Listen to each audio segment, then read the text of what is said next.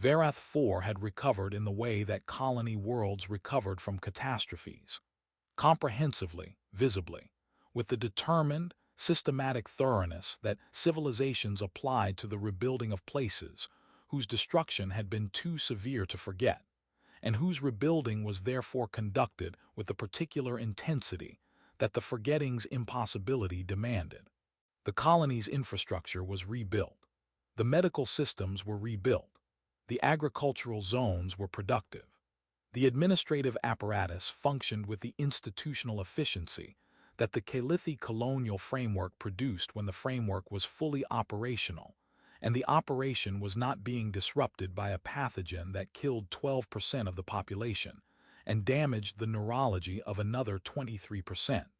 The 15th anniversary memorial occupied the colony's central district, the public space that the colony's urban planning designated for civic function, and that the memorial's organizers had configured for the specific purpose of commemorating the outbreak, honoring the response, and hosting the returning aid workers whose participation in the response constituted the personal connection that the memorial's meaning required. The memorial was not celebratory.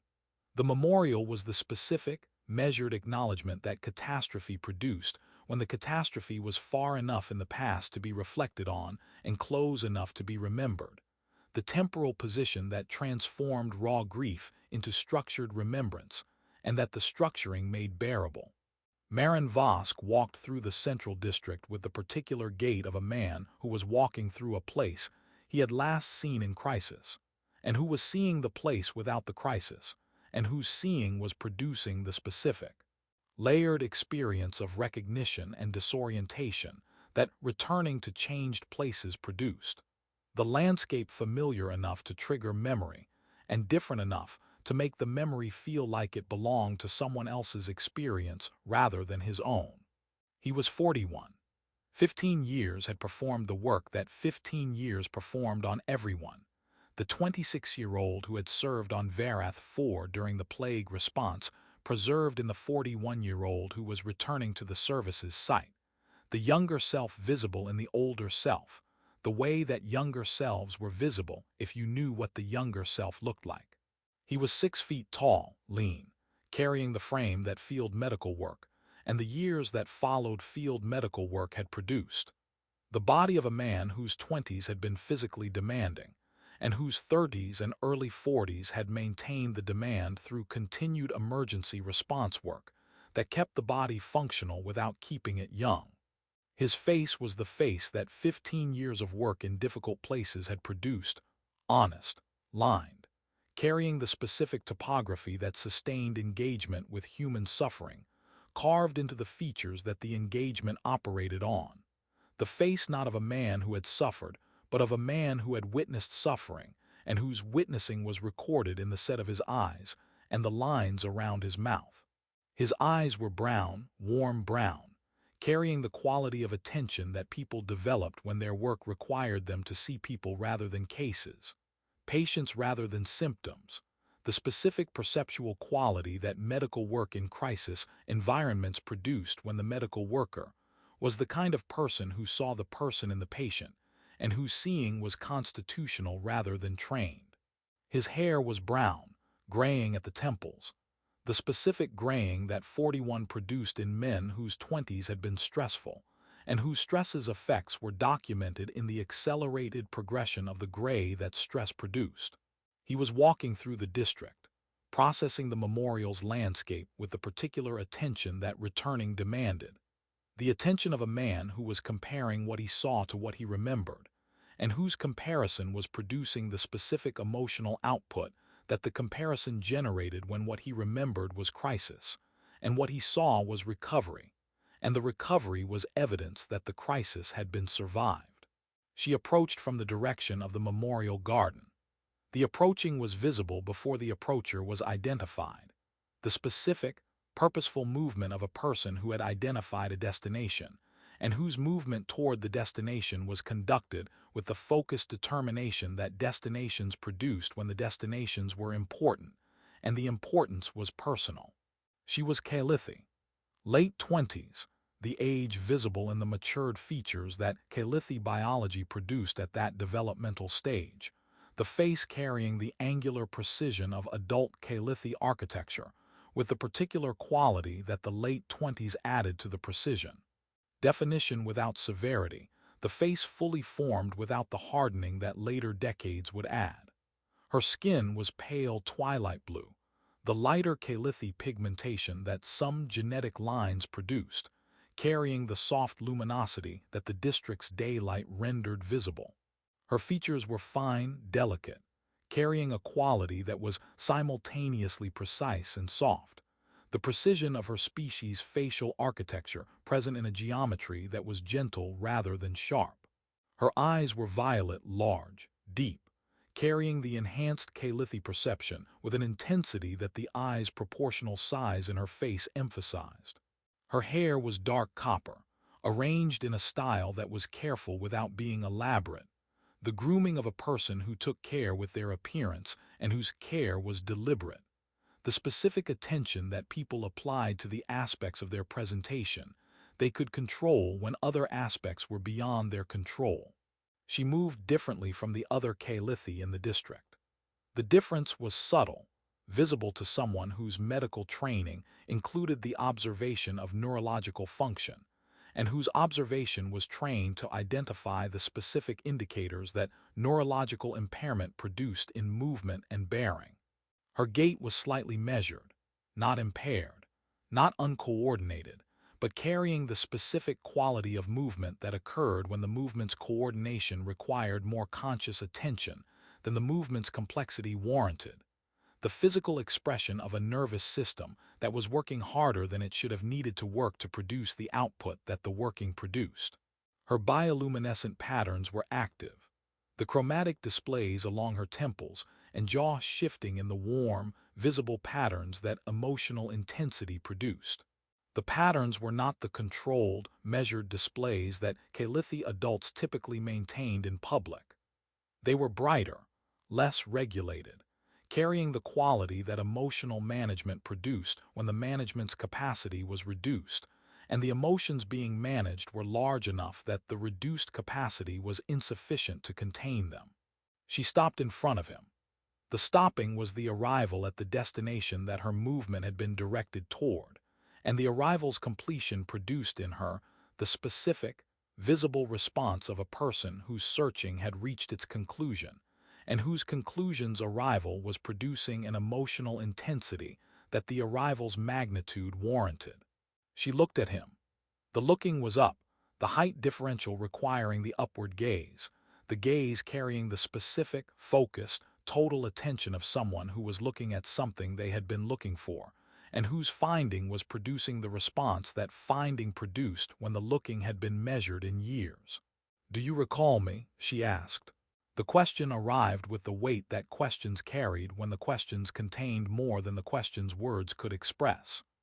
The three words carrying 15 years of searching, and the searching's urgency, and the urgency's origin. Which was the need to know whether the person standing before her possessed the same connection that she possessed, and whether the connection's preservation was mutual or one-sided, and whether the mutuality or one-sidedness would determine what the question's answer meant. Marin's memory activated.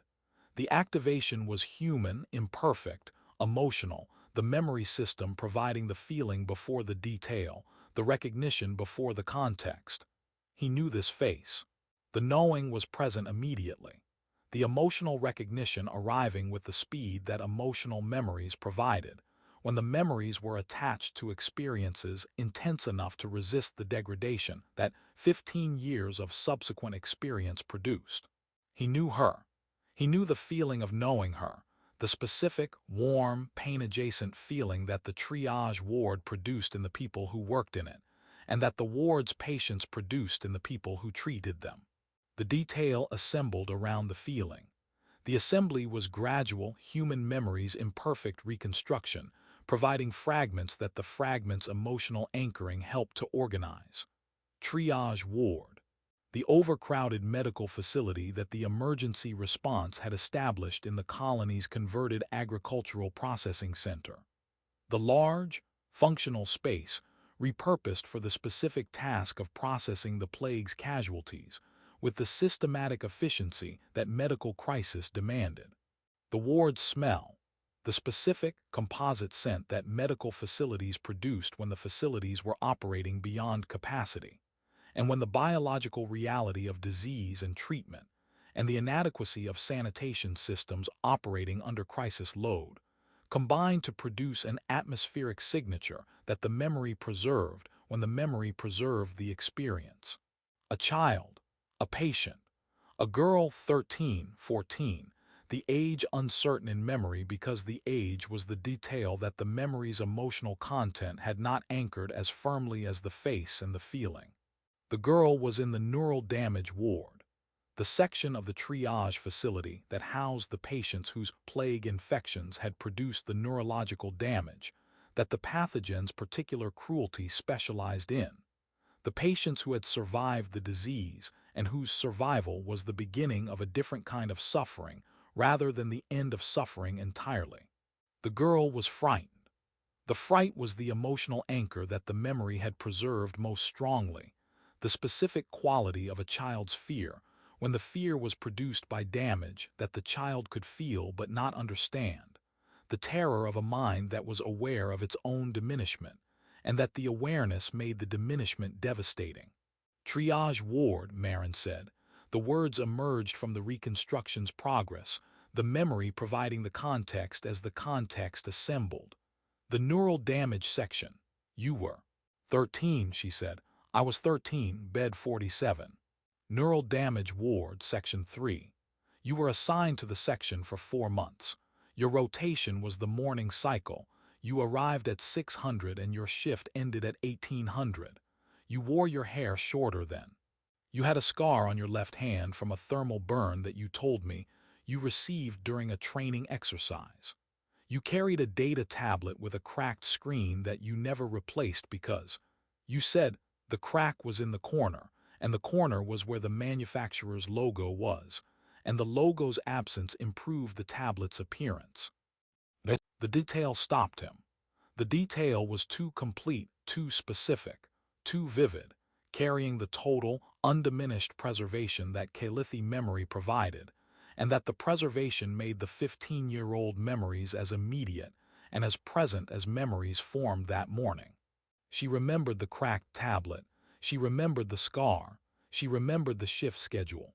She remembered details that his human memory had not retained because his human memory had performed the editing that time performed on experiences, and that the editing had reduced the 4 months of triage work to emotional impressions and fragmentary images, and the specific, warm, painful feeling of the ward's patients and the ward's work. Teles, he said. The name surfaced, not from the fragmentary visual memory but from a deeper place, the place where names were stored when the names were attached to people who mattered, and whose mattering was intense enough to preserve the names that the mattering's intensity anchored. Teles Vorsena. Her bioluminescent patterns flared. The flare was bright, the warm gold that Kalithi chromatic vocabulary classified as recognition, the specific bioluminescent expression of being known, of being identified, of one's existence being confirmed by another person's memory. The flare was visible in the daylight, the gold bright enough to register despite the ambient illumination, and the brightness communicated what the brightness's intensity always communicated in Kalithi chromatic language. The emotion behind the display exceeded the display's standard range. You remember my name, she said, and her voice carried the specific quality that voices carried when the voice's owner was experiencing something that the voice's capacity was insufficient to convey, and that the insufficiency produced the thin, compressed vocal quality of someone whose emotional processing was larger than their vocal output, and whose output was managing the larger as best the output could. I remember you. I remember. His memory was providing what it could, the human system delivering its imperfect, emotionally weighted version of events that her system preserved in architectural detail. You were scared. You were alone, your family was in a different section, or your family was. My parents died. The plague killed them in the first wave. I was moved to the neural damage ward after my infection resolved and the damage assessment was completed. I was alone. The ward was, she paused. The pause was the specific interruption that occurred when memory's perfect preservation delivered content that the delivery's vividness made painful, the Kalithi system providing the experience with the same intensity it had when the experience occurred, the memory not softened by time because the memory's architecture did not soften. The ward was frightening. The patients around me some were worse than me, some were screaming, some were not responsive. I understood enough to know that the damage to my neural processing was permanent, and I understood enough to know what permanent meant in my culture, and I was 13 and I was alone and I was terrified, Marin said. The word was the anchor, the emotional core that his imperfect memory had preserved most faithfully, the feeling that had survived 15 years of subsequent experience, because the feeling's intensity had been sufficient to resist the degradation that everything else had undergone. He remembered the terror. He remembered the specific quality of a child's terror when the child understood enough to be afraid and not enough to manage the fear, and when the understanding and the inability and the fear combined to produce the particular, devastating helplessness that children experienced when the world damaged them, and the damage was beyond their capacity to process.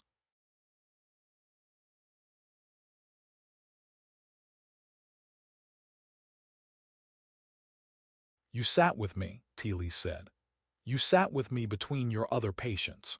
Your rotation included 11 patients in Section 3, and your medical responsibilities did not require the time you spent with me, and the time was, her voice thinned. The thinning was the vocal expression of memory delivering emotional content that the delivery's fidelity made present rather than past. The time was yours. You gave it. You sat beside my bed and you talked to me and you talked slowly. You adjusted your speaking speed to match my processing. Not because someone told you to, but because you noticed that I was struggling to follow and you adjusted. You noticed.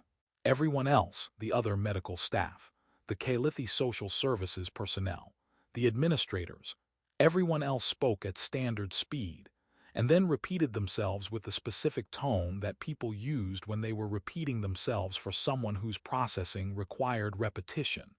And the tone communicated that the repetition was a burden, and the burden was caused by my damage, and the damage made me. She stopped. The stopping was precise, the sentence arriving at a word that the sentence's content made necessary, and that the word's content made painful, and that the pain required a moment before the word could be produced. The damage made me less.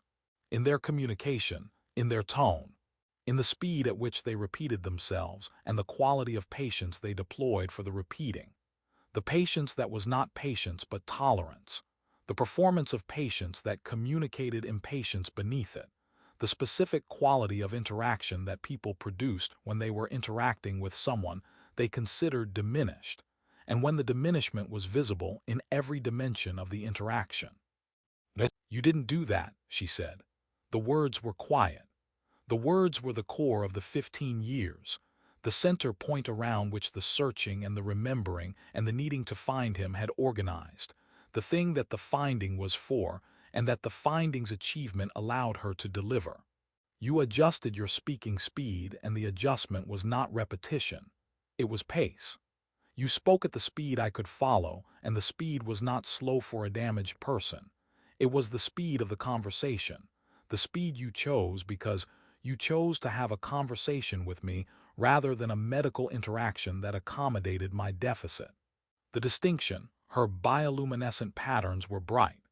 The gold was deep, steady, carrying the intensity that sustained emotion produced when the emotion had been sustained across years rather than moments.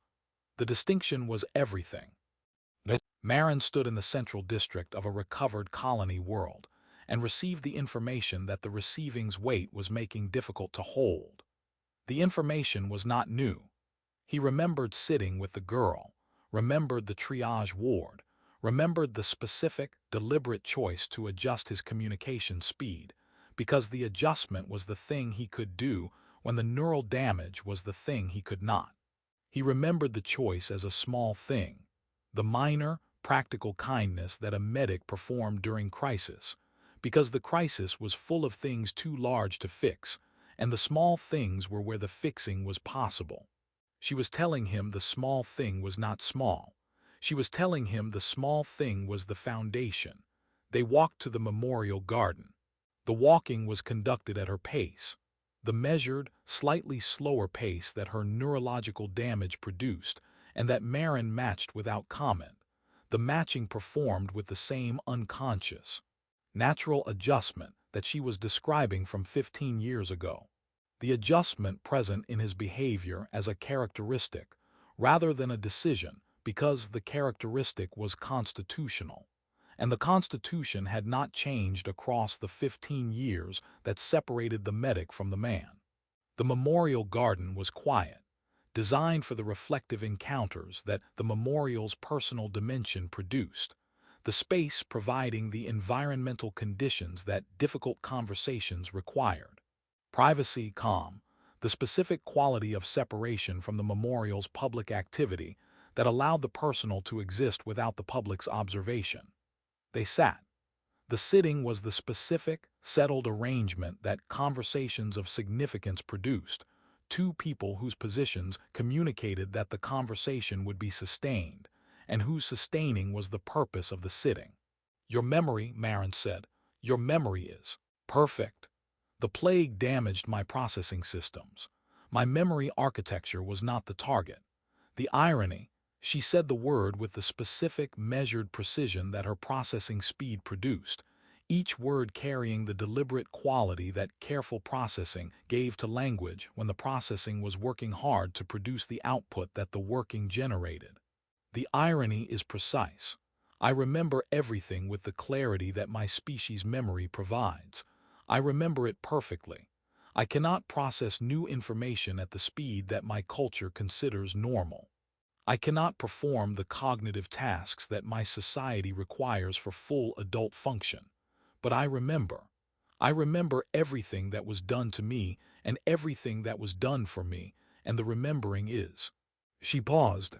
The pausing was the processing time that her impairment required, the additional cognitive duration that producing complex communication demanded when the communication's complexity exceeded the processing speed that the impairment permitted. The remembering is the thing I have, she said. The thing the plague could not take. The processing is damaged. The memory is intact. And the memory contains you, contains every conversation, every reassurance, every moment you spent with Bed 47's patient when Bed 47's patient was a 13-year-old girl whose world had ended, and whose ending you could not prevent but whose ending you sat beside and whose sitting was. Her patterns flared again. The gold was bright, the display operating at the intensity that emotions produced when the emotions exceeded the standard capacity of the display system. The bioluminescent output at maximum because the emotional input was at maximum, and the system's biological architecture provided no mechanism for reducing the output when the input was genuine. Your sitting was the proof, she said. The proof that the damage did not make me less. The proof that someone could see the damage and see the person, and that the seeing of the person was not contingent on the absence of the damage. You saw me. Not the deficit. Not the prognosis. Not the 13-year-old casualty whose neural damage was classified as permanent, and whose permanent classification placed her in the category of people whose futures were defined by what they had lost rather than what they retained. You saw a scared child. You sat with the scared child. You talked to the scared child at the speed the scared child could follow. And the talking. She looked at him. The looking was the specific, total attention that her perfect memory and her reduced processing combined to produce. The attention fully present because the memory made everything present, and the processing made the present the only temporal space she could fully occupy. The combination producing a quality of attention that was simultaneously the impairment's expression and the impairment's gift. The ability to be completely, utterly, totally present in the current moment, because the current moment was where her processing functioned, and the current moment was therefore where she lived. The talking was the foundation, not a metaphorical foundation. The actual foundation, the thing I built my life on when the life needed building. When I left the triage ward and entered the world that the damage had made for me, the world where everyone spoke too fast and repeated themselves with the tone that communicated burden, and where every interaction contained the assessment that the assessment always contained. In that world, I had the memory of a human who talked to me like a person. The memory was perfect. The memory was preserved with the clarity that my species' architecture provides. And when the world told me I was less, the memory said otherwise, and the memory's evidence was specific and detailed, and preserved with the fidelity that made the evidence incontrovertible. Marin sat in the memorial garden and held the weight of what he was being given. The weight was not the weight of guilt or obligation. It was the weight of significance, the specific, heavy, humbling weight of learning that something you did mattered more than you knew, and that the mattering had been carried by someone else for 15 years with a fidelity that your own memory could not match. He remembered the triage ward. He remembered sitting with the girl. He remembered the deliberate adjustment of his speaking speed, the practical, instinctive accommodation that his training and his temperament produced when the accommodation was needed and the needing was visible. He remembered the choice to return between patients, the choice that was not mandated by his rotation schedule, but by the specific, personal assessment that a child alone in a neural damage ward needed someone to return, and that the returning was within his capacity, even when the curring was not. He remembered these things as small, as the minor kindnesses that crisis work produced in the margins of the major work, as the things you did because you were human and the being human included the doing, and the doing was automatic, and the automatic meant it was not exceptional. She was telling him the automatic was exceptional.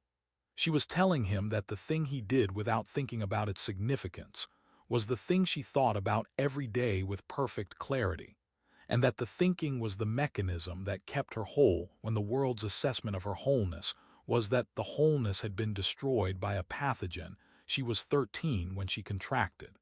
"I searched for you," she said. "The searching was difficult. My processing speed makes systematic research challenging. The Allied Medical Corps personnel records are extensive, and the navigation of extensive records requires the processing capability that the navigation's complexity demands. I could not search the way an unimpaired person would search, quickly, efficiently, with the systematic methodology that complex research requires.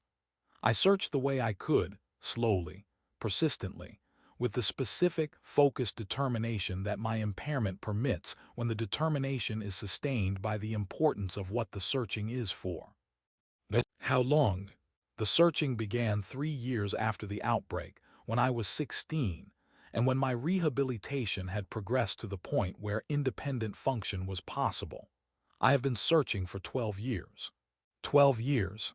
The number settled into the conversation with the weight that numbers carried when the numbers described commitment, and the commitment was measured in the currency of time, spent by a person whose time was harder to spend than other people's, and whose spending of it therefore carried more weight per unit than the spending of someone for whom the spending was easy. 12 years of searching, she said, at the speed my processing allows. Other people could have found you in weeks. The records are accessible. The methodology is straightforward. The search requires the processing that the search's complexity demands, and the demand exceeds my processing capacity. And the exceeding means the search takes longer, and the longer is 12 years. 12 years to find the person whose name I remembered perfectly, and whose face I remembered perfectly, and whose location I could not determine, because the determination required the cognitive function that the plague took, and that the taking did not take the wanting. You found me. The memorial's organizing committee published the Returning Aid Workers Registry. The registry included your name. The registry was published 3 months ago. I have been preparing for 3 months. Preparing. Preparing what I would say. Preparing the words. The preparation is necessary because my processing speed means that complex communication requires advanced construction. The sentences built before the speaking executed from the construction rather than generated in real time. What I am saying to you now. She looked at him with the total, present attention that her combination of perfect memory and deliberate processing produced. What I am saying to you has been written and revised and practiced across 3 months, because the saying's importance required the preparation that the importance demanded, and the preparation at my processing speed required 3 months. The revelation added another dimension to the weight. The knowledge that the words he was receiving were not spontaneous but crafted, that the 3 months of preparation were the cognitive equivalent of what an unimpaired person might accomplish in days, and that the preparation's duration communicated the importance that the preparation's subject held for the person who had prepared. I need you to know, she said, and the words were the words she had prepared. The constructed, practiced, carefully assembled communication that 3 months of work had produced, and that the work's care was visible in the words' precision, and the words' emotional accuracy, the sentences carrying the specific quality of communication that was labored over, and that the laboring had refined to the essential. I need you to know that your kindness was not forgotten. I need you to know that a field medic who sat with a 13-year-old girl in a triage ward, and who talked to her at the speed she could follow, and who returned between patients, because the returning was the thing he could do. I need you to know that medic's kindness became the foundation of a life. Teles, not the memory of kindness, the proof of it, the evidence preserved in perfect memory with perfect fidelity that someone looked at the damage and saw the person, that the seeing was possible, that a human, a species whose memory is imperfect, whose recollection degrades, who forgets, a human saw me more clearly than my own people, and the seeing was not effort but nature, and the nature was the proof that the damage was not the definition. She was crying. The crying was not the human expression. Kalithy did not produce tears. The crying was the Kalithy equivalent. The bioluminescent patterns cascading in the uncontrolled, bright, honest display that Kalithy biology produced when the emotional content exceeded the management capacity. The chromatic expression of everything she had carried and searched for, and prepared to say arriving at the moment of its delivery, and the delivery's completion producing the release that delivery provided. You didn't know, she said. You didn't know what you were doing. You were being kind because kind was what you were, and the being was automatic, and the automatic meant you didn't measure it, and the not measuring was. The cascade continued. The gold was bright. The not measuring was the proof's strongest element. You didn't decide to see me as a person. You simply did. The simply was what made it incontrovertible. The simply was what made it survive 12 years of being told I was less. Because the telling was deliberate, and the telling was measured, and the telling was performed by people who had decided how to see me, and whose deciding was visible.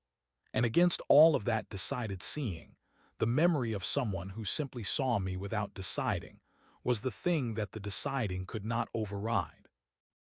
Marin sat in the memorial garden of a recovered colony world and received the gift that the receiving required him to hold, the gift of being told that a thing he did mattered, that the mattering was preserved with perfect fidelity by someone whose perfect fidelity was the one capacity the damage had not taken, that the preservation had sustained a life across 15 years of a world that told the life it was less, and that the telling was wrong, and that the wrongness's proof was a human medic who sat with a scared child and talked to her like a person, because talking to people like people was what he did, and the doing was the thing she needed, and the thing she carried, and the thing that 12 years of searching at reduced processing speed had been conducted to deliver. I remember you, he said. The words were simple. The words were the honest output of a human memory system that could not match her fidelity but that had preserved the essential, the feeling, the face, the name, the ward, the specific, warm, painful knowledge that a child had been frightened and he had sat with her, and the sitting was what he could do, and the what he could do had been enough. I remember you, Teles. I don't remember the way you do. I don't have the detail, the clarity, I can't tell you what bed number you were in or what I said on specific days or the condition of my data tablet. But I remember you. I remember being with you. I remember choosing to come back between patients because you were alone, and being alone in that ward was something I could address even when the damage wasn't. You remember the choosing. I remember the choosing. I remember it as a small thing, the thing you do because you're there, and the doing is possible, and the possible is what you work with when the impossible is what the situation mostly consists of. I remember it as small. It was not small. I'm learning that. I'm learning that right now from you, and the learning is, he searched for the word. The word was present, but the word's weight was making the finding difficult, because the weight was the weight of recognition. The recognition that compassion's consequences extended beyond the compassion's moment, and that the extension was invisible to the person extending it, and visible only to the person who received it, and whose receiving preserved it with a fidelity that the extending could not imagine. The learning is humbling, and the humbling is important, because if what you're telling me is true, if the thing I did by being present mattered this much to the person I was present with, then the implications are. The implications are that presence matters, that being seen matters, that the seeing does not require comprehension of what the seeing means to the person being seen. It requires only the seeing. And the seeing is. She looked at him with the total, present attention that was her gift and her impairment's gift, and the combination that made the looking carry more weight than looking typically carried, because the looking was everything she had, and the everything was directed at him, and the direction was the delivery of 15 years of carrying. The seeing is enough, you saw me. The seeing was enough. The enough sustained a life. The life is here in this garden telling you that the seeing was enough. They sat in the memorial garden. The garden held them, the quiet space providing the environmental conditions that the conversation's weight required, the calm and the privacy and the specific quality of a space, designed for the encounters that memorials produced when the memorial's personal dimension exceeded the memorial's institutional dimension, and the exceeding was the thing that made the memorials matter. She was not the scared child he remembered. She was the woman the scared child had become. 28 years old, cognitively impaired, emotionally intact, carrying 15 years of perfect memory and 12 years of searching and 3 months of preparation, and the specific determined, patient, focused persistence that her impairment permitted, and that the persistence had sustained across the years that the persistence required, because the persistence's object was worthy of the years, and the worthiness was the thing she had come to deliver. He was not the young medic she remembered. He was the man the young medic had become, 41 years old, carrying his own accumulated experience and his own imperfect memory, and the specific, humbling recognition that the most significant thing he had ever done was something he did not know was significant until the person it was significant to spent 12 years finding him to tell him. "Thank you for finding me," he said. "Thank you for being worth finding." The memorial garden held them. The recovered colony continued around them, the infrastructure rebuilt, the population stabilized, the visible evidence of catastrophe survived, and civilization continued. And in the garden, in the quiet space that the memorial provided, two people sat with the shared knowledge that a thing done in crisis had lasted beyond the crisis, and that the lasting was preserved in one person's perfect memory and another person's imperfect one, and that both versions, the detailed and the essential, held the same truth. And the truth was that presence mattered and seeing mattered, and the mattering did not require the person mattering to know that the mattering was happening, only required the person to be present and to see,